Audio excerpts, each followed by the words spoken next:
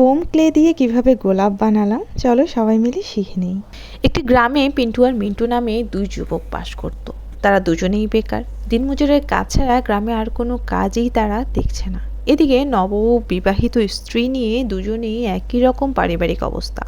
ভিন্ন মানসিকতার হলেও জীবনের একটাই সাধারণ সমস্যা, আর সেটা হলো কি করে টাকা রোজগার করা যায়। এসব ভাবতে ভাবতে পিন্টুর মাথায় একটা বুদ্ধি খেলে গেল। সে মিন্টুকে বলল, দুজনে মিলে যদি একটা গাভী কেনা যায় তাহলে কেমন হবে। গাভীর দুধ বিক্রি করে কিছু টাকা পাওয়া যাবে, আর গাভীর বাচ্চাও হবে, ফলে গাভীর সংখ্যা বাড়তে থাকবে, দুধও বেশি বেশি হবে, আর এভাবে দুজনেই একদিন অনেক টাকার মালিক হয়ে যাব। গাভীর সংখ্যা যখন বাড়বে তখন অনেক লোক রাখবে দেখাশোনার জন্য, ফলে কিছু মানুষের কর্মসংস্থানও হবে। এভাবে দুজনেই একদিন ধনী হয়ে উঠবে। এভাবে পিন্টু তার ভাবনার কথা মিন্টুকে জানায়। এই প্রস্তাবে মিন্টুরও খুব ভালো লাগে। সে প্রস্তাবে রাজি হয়ে যায়। তারা দুজনেই কথা পাকা করে ফেলে। খুব আনন্দ আর উদ্দীপনা নিয়ে দুজনেই বাড়ি যায়। দুজনেই তাদের এই উদ্যোগের কথা তাদের নিজেদের স্ত্রীকে জানায়।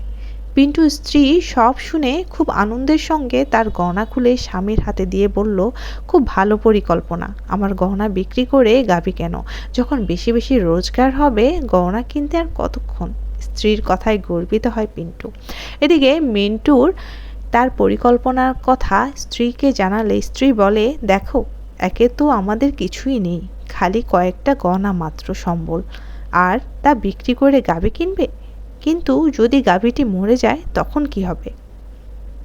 মিন্টুর কথা মনেও খটকা লাগে। মনে হয় তার স্ত্রী ঠিকই বলছে, কারণ গাভী যদি মরে যায় একমাত্র সম্বল গহনাটিও যাবে, গাভীও যাবে। এত ঝুঁকি নেওয়াটা কি উচিত হবে। পরের দিন দুই বন্ধু দেখা হলে মিন্টু বলে, ভাই পিন্টু, গাভী যদি মরে তাহলে।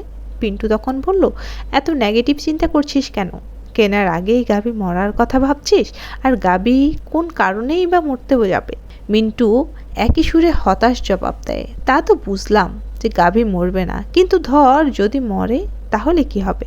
পিন্টু অত্যন্ত স্নেহ ভরে জবাব দেয়, তোর তাহলের জবাব আমার কাছে নেই। মিন্টু বলে, এই তাহলের জবাব আমার কাছে আছে, আমরা বরবাদ হয়ে যাব, সব হারিয়ে নিঃস্ব হয়ে যাব। অত্যন্ত বেদনাহত হয়ে পিন্টু বলে, কিন্তু তুই কেন বারবার ভাবছিস যে গাভীটা মরে যাবে, একটু অন্যরকম ভেবে দেখ।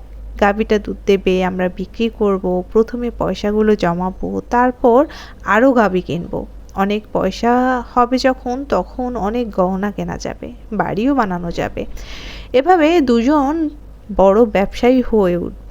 কিন্তু মিন্টুর ওই একই বুলি একই জিকির, ব্যবসার টাকা বাড়ি গাড়ি সব হবে তখনই যখন গাভীটা বেঁচে থাকবে। এরপর অনেক বোঝানোর পরেও মিন্টু তোতা পাখির মতো বলতে থাকে গাভীর মরার কথা। পিন্টু আর বোঝাতে পারে না, শুধু বলে, দেখ মিন্টু, ওই রকম ভাবলে তুই কোনো দিনই কোনো কাজ করতে পারবি না। এই ধরনের ভাবনা ঠিক নয়, কারণ তুই আগে অন্ধকারের দিকটাই দেখছিস। এভাবে দুই বন্ধু তর্কের পর কয়েকদিন গেল।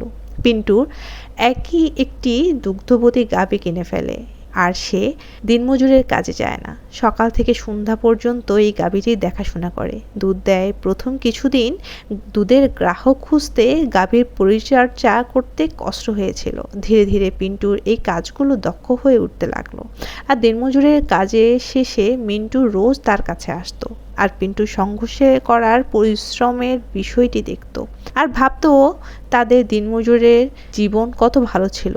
রোজ সকালে কাজে যেত, আর বিকেলে ফিরে এসে সন্ধ্যায় কাজে কর্মহীন আড্ডা দিতে বসতো। এখন পিন্টুর কর্মহীন আড্ডা দেওয়ার মতো অবসর নেই। তার উপর এত ঝুঁকি নিয়ে কেন যে গাভী কিনলো, যদি মরেই যায় সবই তো যাবে তার। আর ওইদিকে কালো গাভীর মধ্যে জীবনের আলো দেখতে পায় পিন্টু। সে দ্বিগুণ উৎসাহের সাথে কাজ করতে লাগলো। এটা ঠিক যে তার এখন অবসর নেই, কিন্তু সুন্দর ভবিষ্যতের কল্পনায় সময় নষ্ট করতে সে রাজি নয়। এভাবেই দিন যায়। আস্তে আস্তে তার গ্রাহক বাড়তে থাকে, গাভী বাড়তে থাকে, কাজের লোক বাড়তে থাকে, গাভীও তার মরেনি। অন্যদিকে মিন্টু গাভী মরার কথা ভাবতে ভাবতে দিনমজুরের কাজই করে যাচ্ছে। পিন্টু ধীরে ধীরে ধনী হতে লাগলো ক্রমশই। বন্ধুরা, এই গল্পের ভেতরে আমরা যে বিষয়টি বুঝতে পারি তা আমাদের জীবনের পদক্ষেপ নেবার জন্য অনেক বড় একটা শিক্ষা। এসো ছোট করে বুঝে নেই কি শিখলাম। কিন্তু যদি তবে ইত্যাদি জালে আটকে পড়তে নেই। নেতিবাচক ভাবনা কখনোই মাথায় আনবে না। গোলাপ তৈরিটা কেমন লাগলো জানাতে কিন্তু ভুলবে না। আর ভিডিওটি ভালো লেগে থাকলে পেজটি ফলো করে দিও, আর তোমার বন্ধুদের সাথে শেয়ার করতে কিন্তু ভুলবে না।